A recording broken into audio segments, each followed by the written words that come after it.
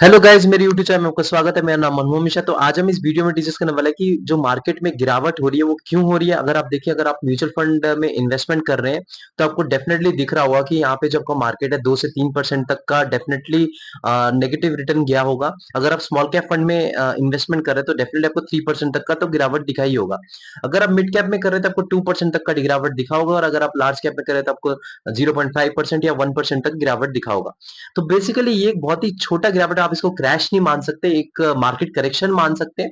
तो हम इस वीडियो में उसी मार्केट करेक्शन के बारे में बात करने वाले हैं कि मार्केट करेक्शन में क्या हो रहा है, और मार्केट में ऐसा क्या चल रहा है कि यहाँ पे आपका जो फंड जो है वो नीचे जाएगा या फिर यहाँ से ऊपर जाएगा, तो उसके बारे में प्रेडिक्ट करने वाले हैं। तो मेरे चैनल को सब्सक्राइब जरूर कर दीजिएगा। मैं इसी वीडियो लाते हैं, तो चलिए शुरू करते हैं।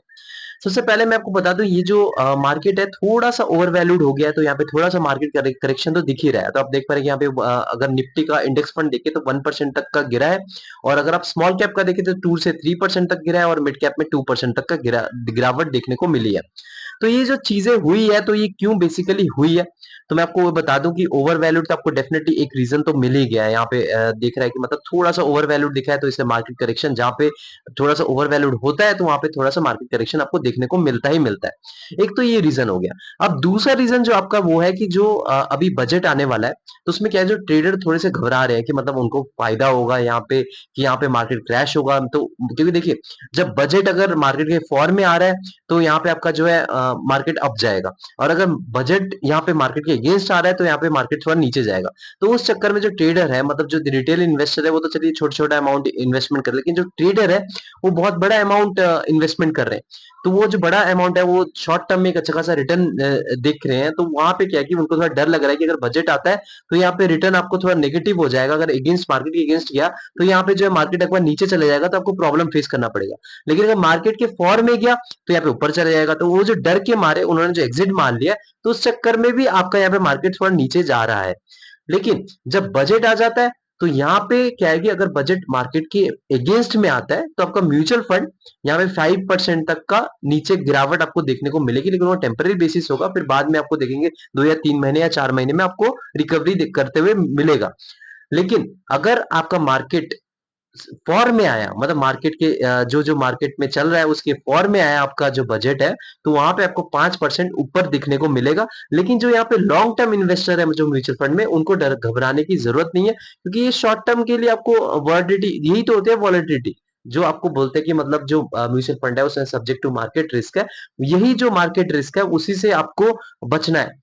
अगर आप लॉन्ग टर्म गोल लेके आए हैं तो अभी जो है छोटा मोटा वॉलेटिलिटी आपको 5% 4% ऊपर नीचे होते हुए दिखेगा, जो टेम्पररी न्यूज बेसिस पे है। मतलब आपको अगर मार्केट में कोई न्यूज आया है, कोई गवर्नमेंट का सपोर्टिव न्यूज आ रहा है, गवर्नमेंट के अगेंस्ट न्यूज आ रहा है, मतलब गवर्नमेंट का जो जो सपोर्ट नहीं करते उसके न्यूज आ रहा है, तो उसमें क्या है कि 5% आपको नीचे हुए गिरता हुआ दिखेगा, आपको 5% ऊपर। लेकिन हमारा जो क्या है, हमने जो फंडामेंटल एनालिसिस करके जो म्यूचुअल फंड में पैसा लगा रखा है, उस जो जो उस पर्टिकुलर म्यूचुअल फंड में जो जो पैसा अपने आपका पैसा जो स्टॉक्स में लगा रखा है, आपको भरोसा उस पर्टिकुलर स्टॉक्स में करना है।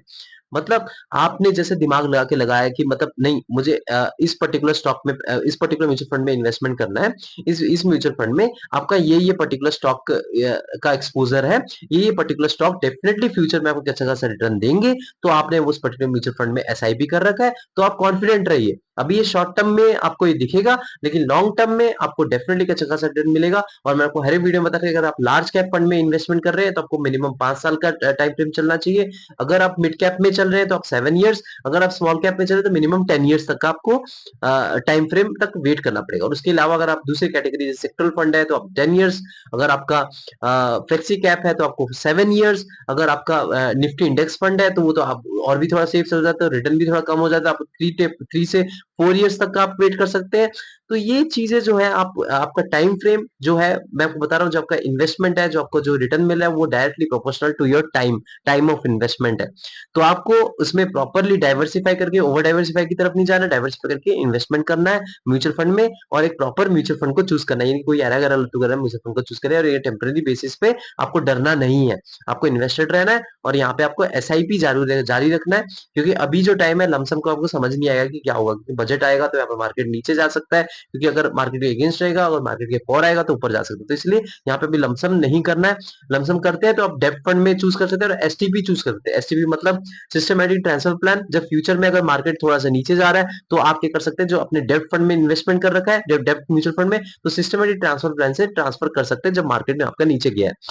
तो फ्यूचर में क्या है कि आपका अल्फा जनरेट हो जाएगा, क्योंकि आप यहाँ पे मार्केट नीचे जा रहा है, आप यहाँ पे लमसम कर रहे हैं।